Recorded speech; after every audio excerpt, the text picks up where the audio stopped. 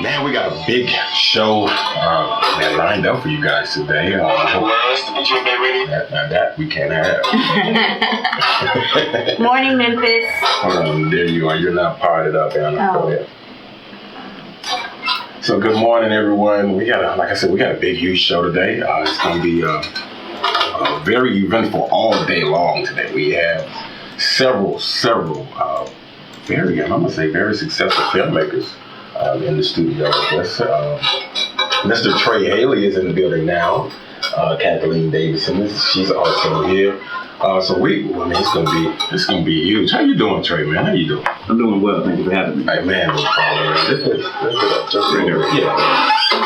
So we had a great week. How was your week? It was busy. Busy, I know, right? What you get into? Work. Work. I did get to see the Teenie Hodges movie. Everybody's in Vegas, so you had to put in. Yeah, I had to do triple time. Yeah, you had to put in that work. Yeah, everybody left me. Should have went, man. What's up with that? No, I had to babysit. I got all the children. Oh, damn. Got all my siblings' children. Oh, wow. So you said you went to, you saw the Teenie Hodges film last night? Yes. It was great. Okay. And On Location Memphis, they kind of behind that as well, huh? Yes. As far as the screenings and everything? Yes. Yeah.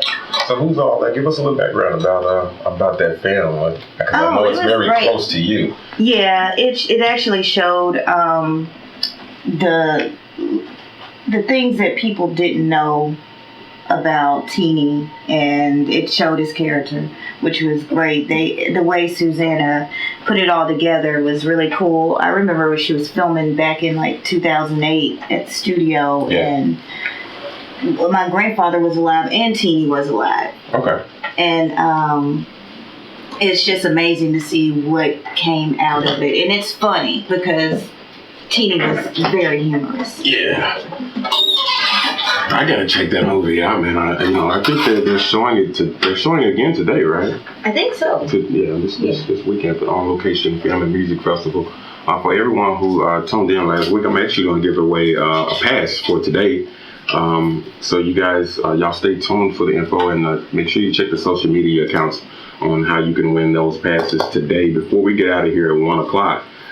This week it's been a lot of crazy stuff going on. We had the MTV VMAs and Nicki Minaj and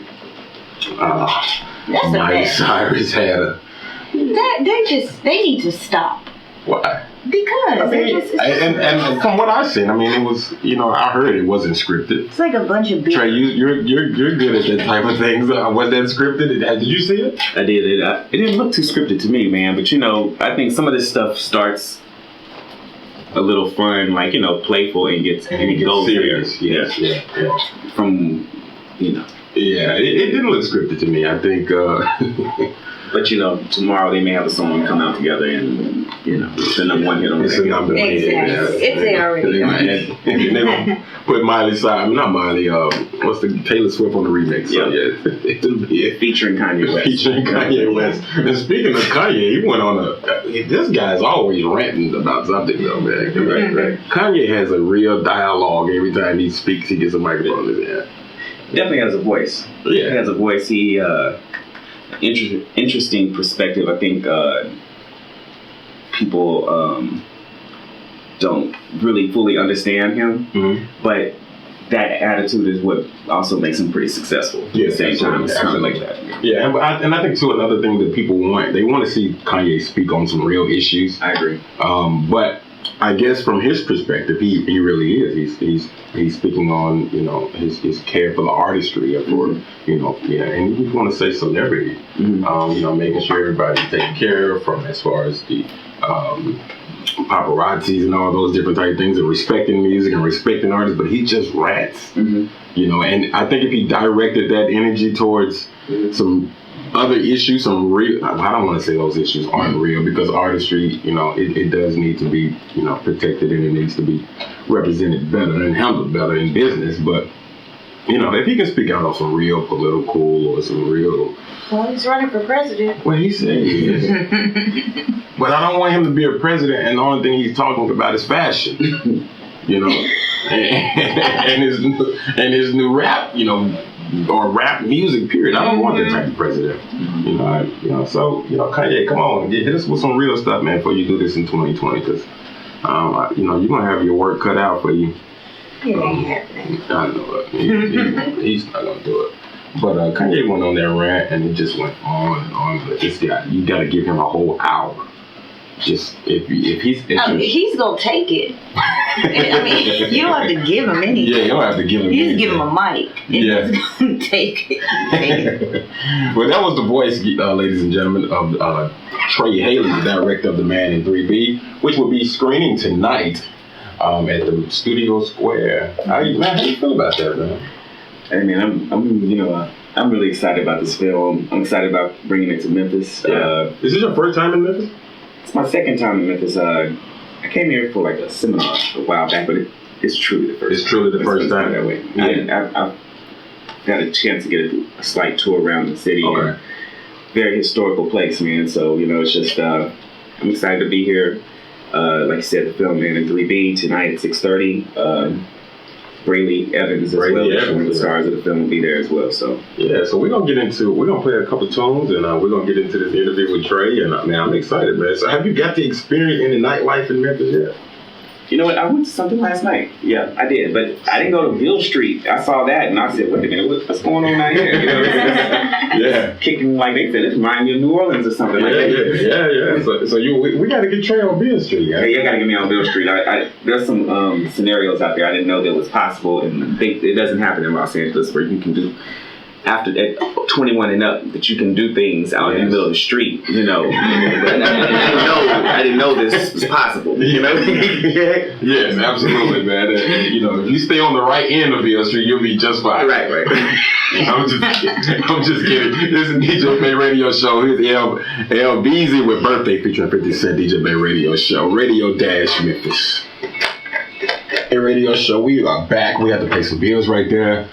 We got another great show for you guys this week, this Saturday, today, this morning. So all of our fans, all of our listeners that come back every Saturday to check us out, we want to say thank you and good morning. And what's up? Y'all get ready for this on-location film and music festival that's happening this weekend. It started last night. Am I right, Jack? That's right. It started yesterday evening. Actually, technically, we had some stuff going on Thursday as well. Okay, yeah. Kind of a meet and greet deal. Yeah, and it's the anniversary too. Sweet 16. 16th year. Yeah, that's happy right. Birthday, man. Happy birthday, Angela and Patrick and everybody over there. I want to thank you guys for allowing us to do this show today with the film directors. I mean, this is a great opportunity for us, and we've been excited about this all week.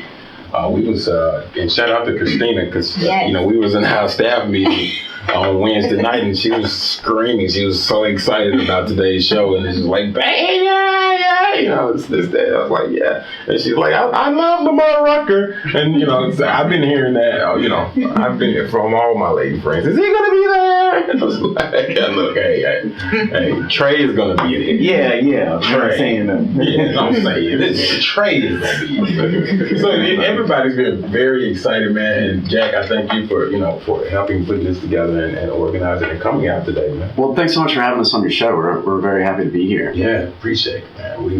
This is a great thing for the city of Memphis. You guys are doing with the film festival, having the film directors coming down here and screening and doing this whole line. That's great for the city, and we need more of that. We need more organizations like yourself to shine light on the upcoming, the indie films and the indie artists. We need more of that, and that's very important, man. And thank you guys for everything that y'all contribute to the city, man. I really appreciate it, and I know everyone here at Radio Memphis does as well.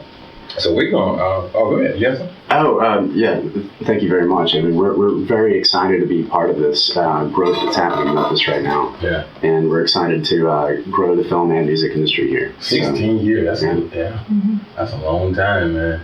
Hopefully we can get the DJBAY Radio Show for 16 years. I'm seeing it in your future. Thank you, man. I need it. Send some more of that over here, man. So speaking of film festivals and documentaries and things like that, Aretha Franklin blocks the screening of a documentary at a festival. The AP News says Aretha Franklin earned some RESPECT in a federal courtroom on Friday, convincing a judge to prevent the Telluride Film Festival. Film Festival from screening a documentary about a 1972 concert of hers without the Queen of Soul's written consent. Oh. Wow. Wow. She's a beast anyway. Yeah, she is. Anything she does. Trey, how you feel about that?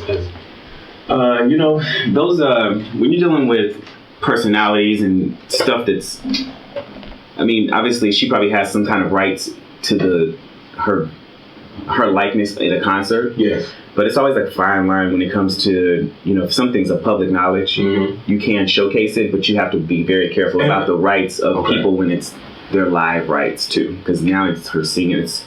It plays in a different place. Because I thought, for me, I thought if you did anything that's, like you said, in the public, if it's a festival and you record it, I'm not talking about the fans recording with their cell phones. I know that can cause some things, but if you signed off on that, I think. Well, it depends on what her contract was with the event.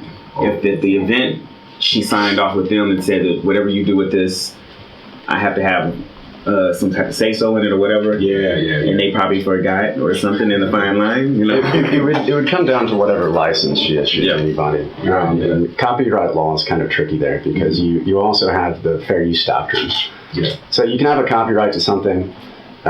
People can't then reproduce it and make any money off of it. However, if they're criticizing it or if they're otherwise doing something else with it, sometimes the fair use doctrine comes into play, and then they can comment on it. Wow. So it's kind of, it's tricky. Well, yeah, Aretha, she's just a beast anyway. Hey, Autumn. Hi, good. How are you? She's a beast with anything she does. Even like everything. You have to make sure when you're dealing with Aretha Franklin, you're doing the right thing. I've seen her fire her whole band and go out with like just a piano and tear the whole place up.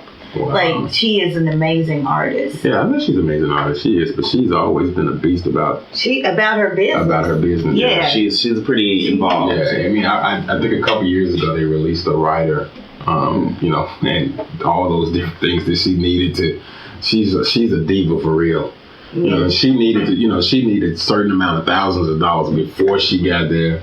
And as soon as she arrived, she wanted it backstage, and then give her the rest of me. And I'm like, that's a headache. I've been just dealing with Aretha would be a headache. But shout out to the Queen of Soul. That's crazy. I thought anything that was done, and you guys educated me on that, because I thought anything that you did as far as a music festival, I thought going into that, that it's going to be filmed, it's going to be documented, Documentaries are tough when it comes to getting footage from stuff. Like a whole documentary could get shut down in distribution off of not getting the particular rights for some type of images.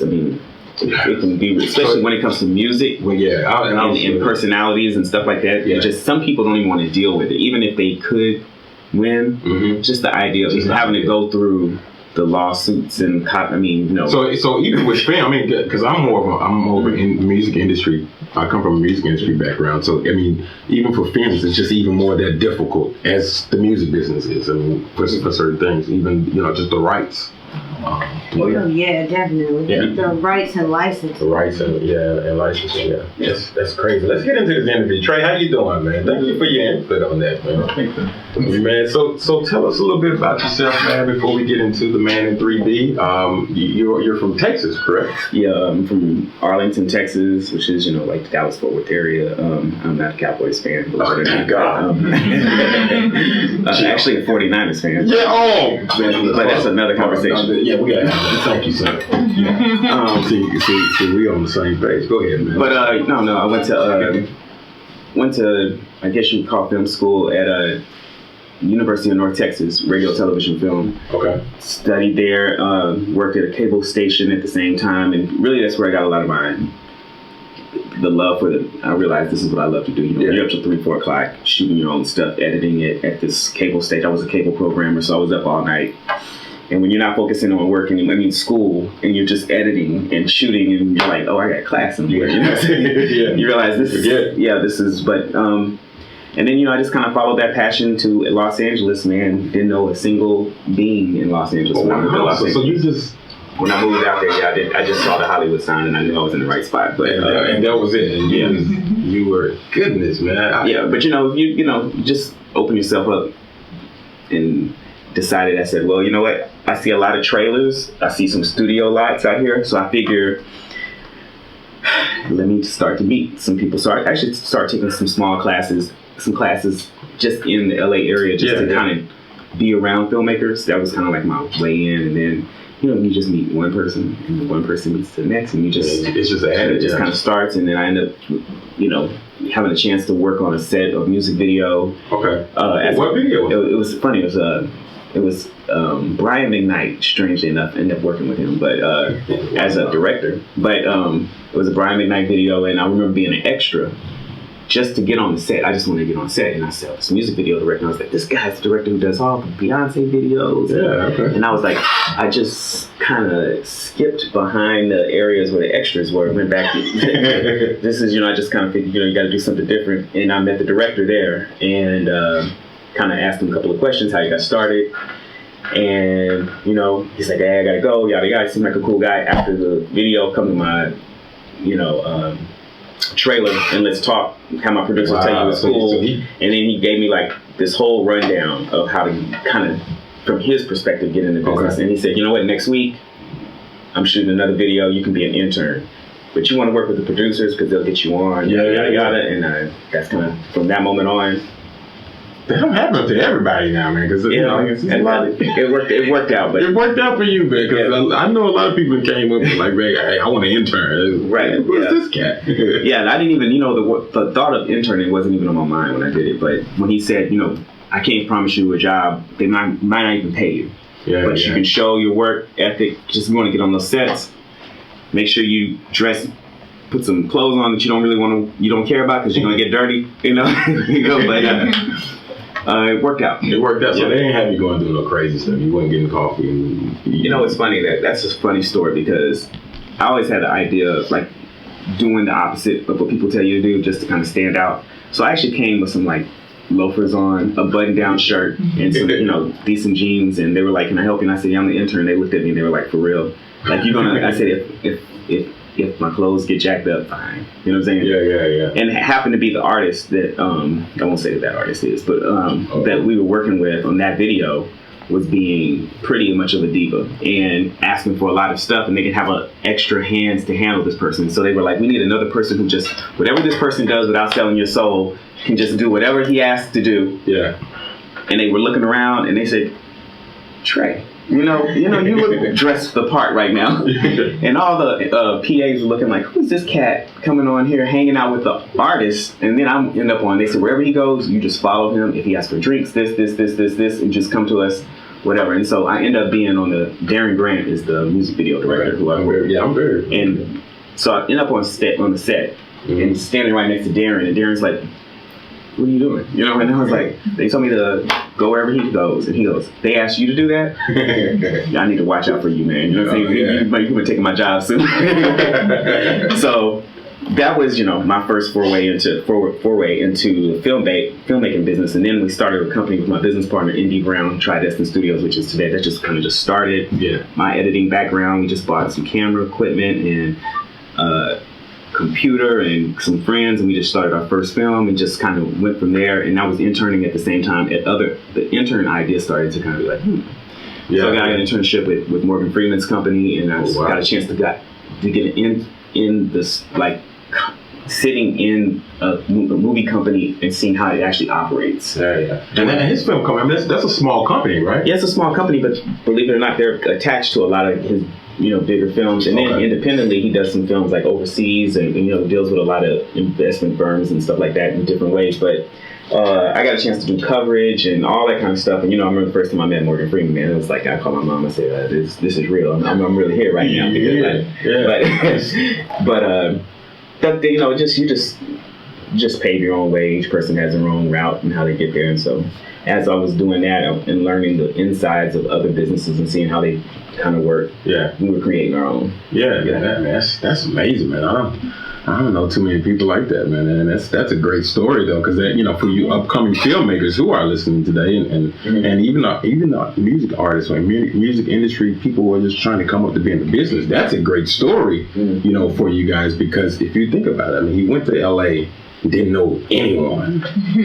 Like, how crazy is that? Like, that would have been something my mom would have said, no. Right. My mom was like, boy, you don't know anybody. It ain't happening. Where you gonna stay? Who you gonna live with? You don't know anybody. I mean, LA is so big and busy. You're gonna get lost. You know what I mean? But then, I could hear my mother saying something like that. Boy, that's crazy, man. So you went out there and you got your grind on, man. You get it running. I mean, and you start networking, and that's a very, very, very big thing like that. It's networking, and not only that, you got the education around too, because a lot of people wouldn't think about going to other studios or going to other film classes or anything like that once they got there. A lot of people really wouldn't think about that. And even when I was in school though at North Texas, what pushed me even more so is I was taking like the seminars that were coming into the state, whether it be Austin or Houston, wherever anything was popping up, I was there. So I treated the whole experience like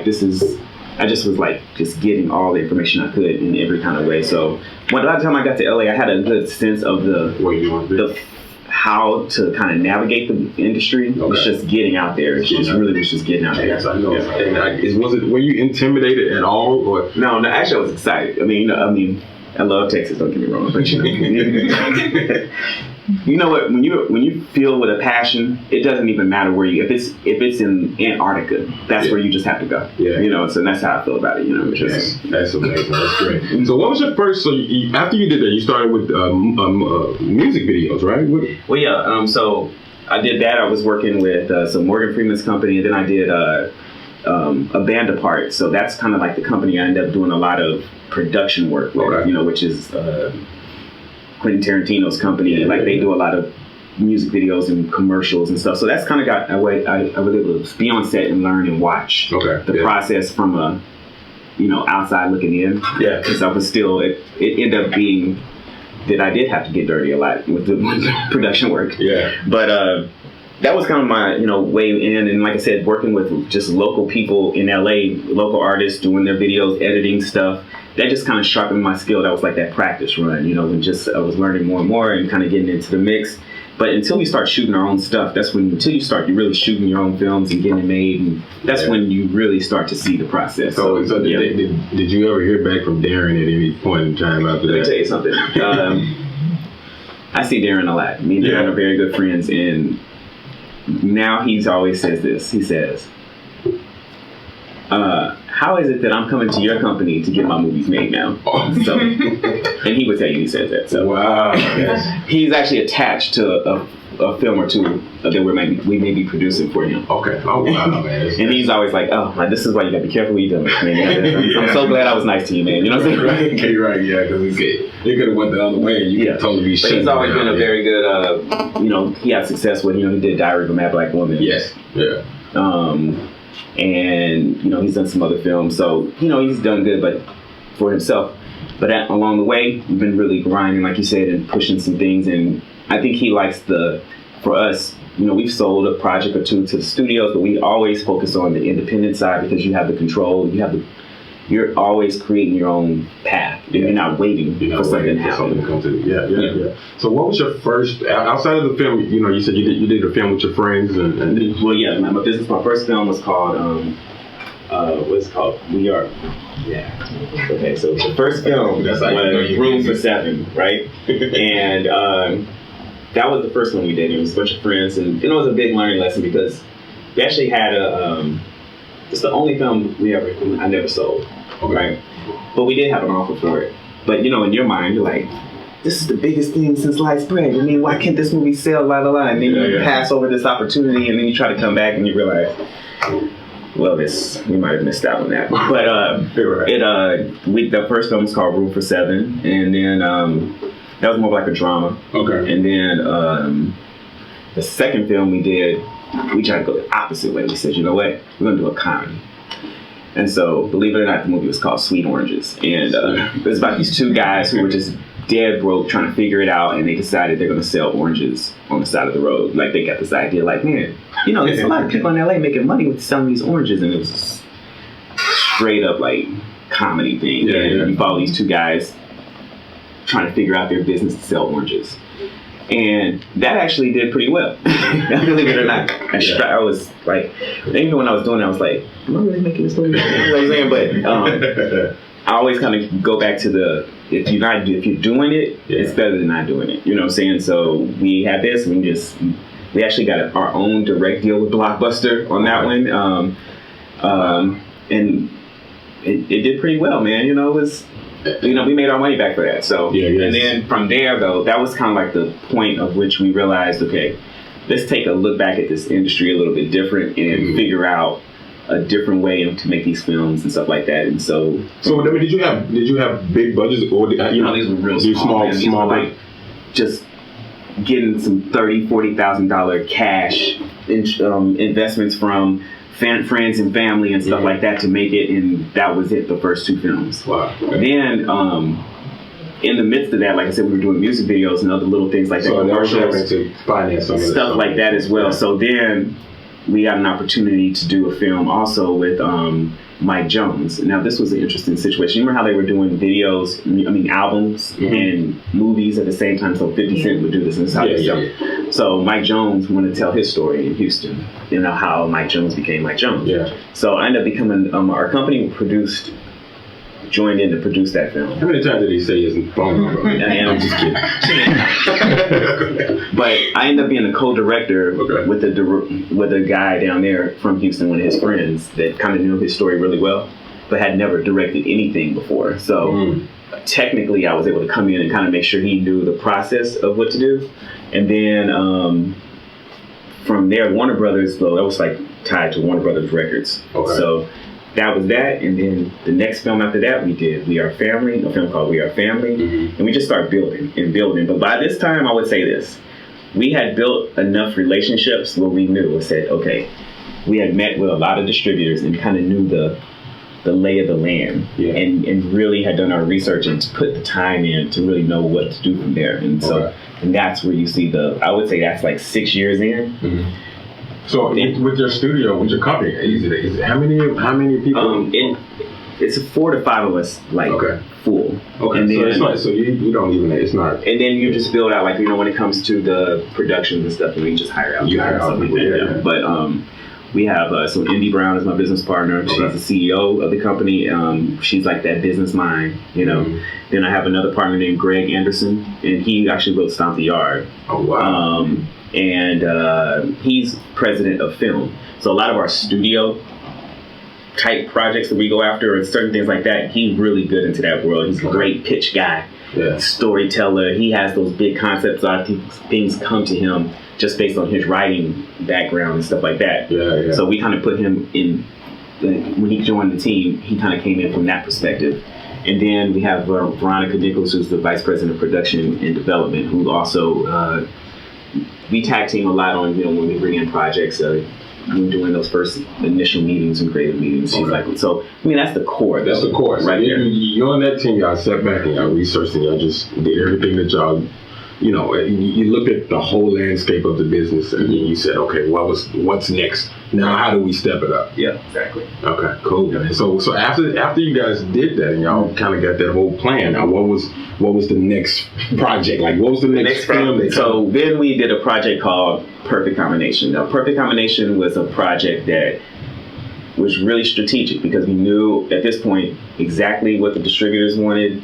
We had met with a lot of people and they said, this is what we're looking for. And so then we had a script that kind of fit into those parameters and built there's a romantic comedy that we produced and that I directed. Actually, Christian Keys, who's in The Man in 3B, is one of the guys. He's a star of that, and Angel Conwell. And it worked. We shot it, and as soon as we were done with it, we sold it to one of the distributors. And it was it worked like clockwork. Like you planned it. Exactly like we planned it. I mean, we just followed this formula, but like I said, once again, we independently did it. We were able to get the funding for it and all that kind of stuff. So kind of followed that pattern afterwards. And so then from there we did Perfect Combination. Actually, we did Perfect Combination, then we did We Are Family after that. And then we did. So when it comes, let me ask you a question. When it comes to getting actors from an independent level, film. When it comes to reaching out to actors and actresses, how do you, to get some of those, maybe B level, C level actors? I mean, how hard was that?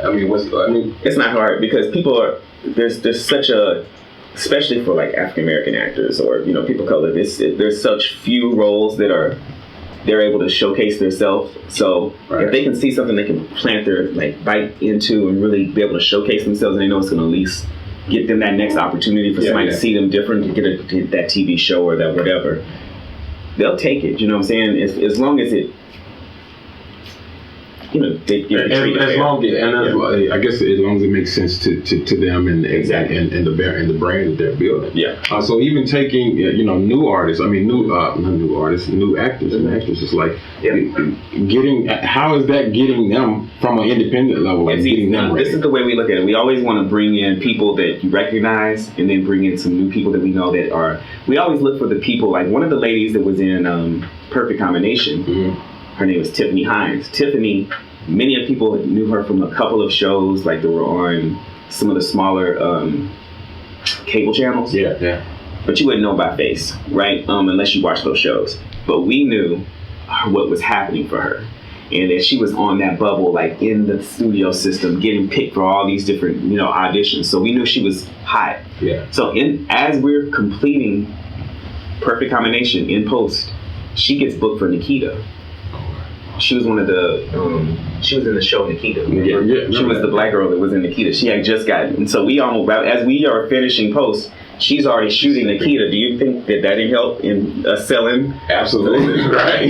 Yeah. But we kind of look at where people are going, and we try to strategically pick out people, and not just don't get me wrong. Yeah. Somebody can't play the cashier. That's fine. That's fine. Yeah. But a larger role, we look for people who are really skilled at what they do. So we feel like they still have the ability to be a star on their own merit in some form or facet. Okay, so after Perfect Combination, what was next? Perfect Combination. Then we did We Are Family. Okay. Yes, We Are Family. And then we did Monique Coleman from High School Musical was in that.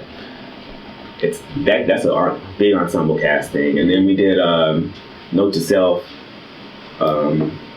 We've done a couple of other films where we just tied into a lot of other productions at this point, and we're just really building momentum.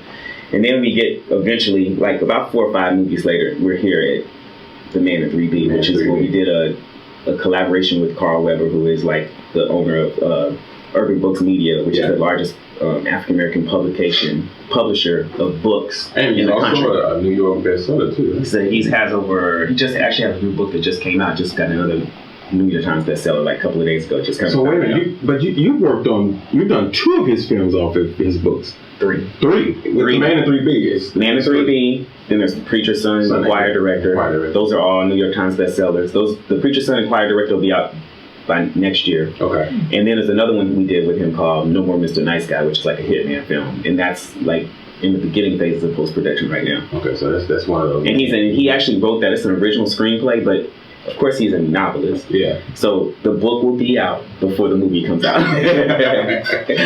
So The Man in 3B, we're gonna get ready to wrap it up, Trey. Let's talk about The Man in 3B, man.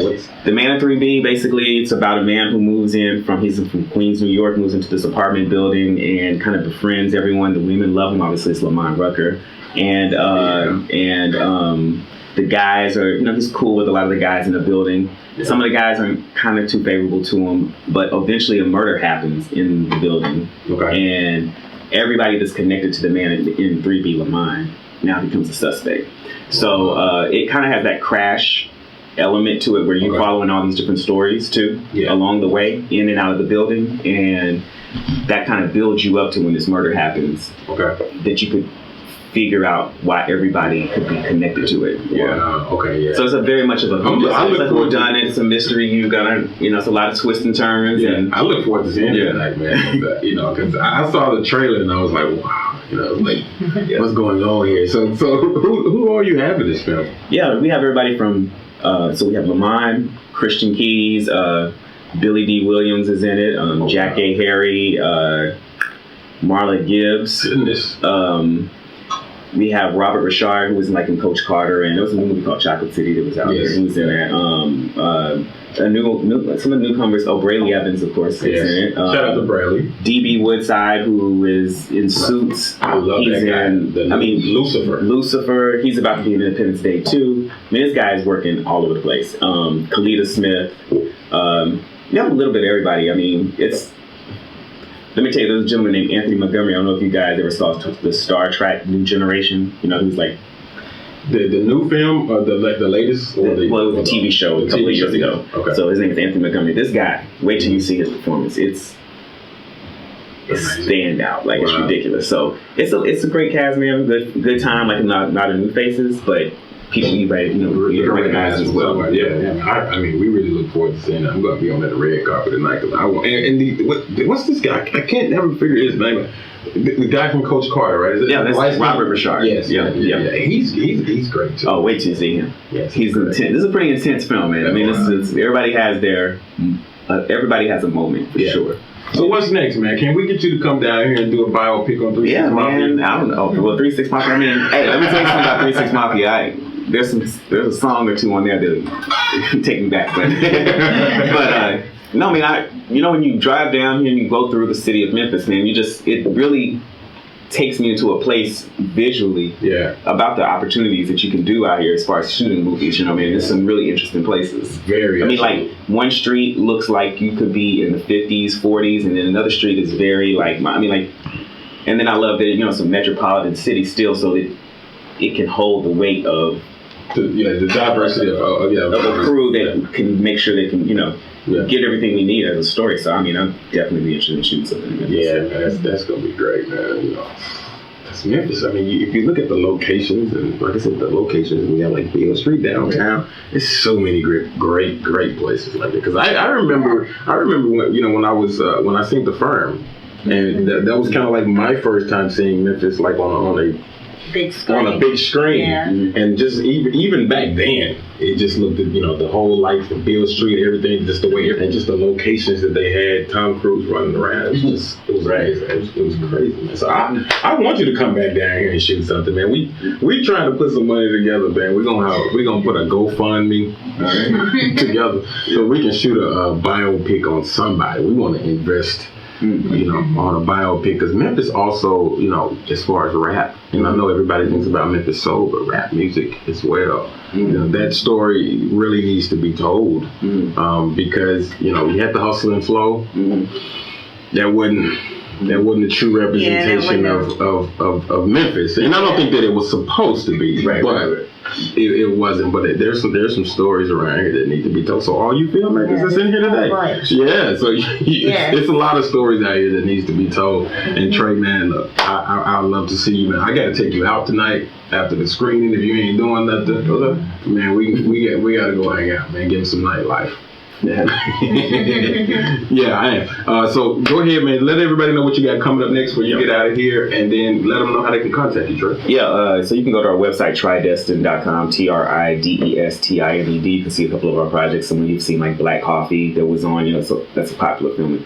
A lot of people noticed about us from last year. But no, The Man in 3B is the one now. November 6th, it'll be in theaters. So please go support, let people know. And that's it. And the Preacher's Son choir director and No More Mr. Nice Guy should be within this time next year. All of them probably 2016. Yeah, it's gonna be another big year for my man Trey Haley. Man, thank you for coming. Thanks. Man. I really appreciate it. I look forward to hanging out with you tonight and seeing this film, man. You guys. Go down there to Malco Studio on the Square tonight, 6:30, red carpet screening. DJBAY radio show will be there. Trey Haley will be there. Braley Evans will be there. Man, I love Braley. Keith, I can't come to the red carpet tonight now.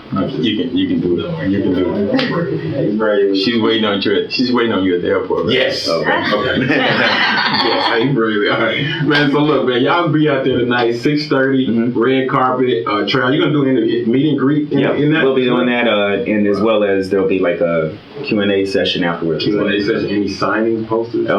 You know what? If we don't have, if you have the time. I mean, I'll be available. Let's put it that way. Right. Man, Trey Handy, the Man in 3B is out. It comes out, man, next month, right? Next November 6th. November 6th. Tonight, y'all get a Memphis. You get a sneak peek. I got tickets that I'm giving away to the On Location Music Film Fest. Y'all stay tuned. DJBAY Radio Show and pay some bills. We'll be right back with Miss Kathleen Davison. Yeah, Radio Memphis.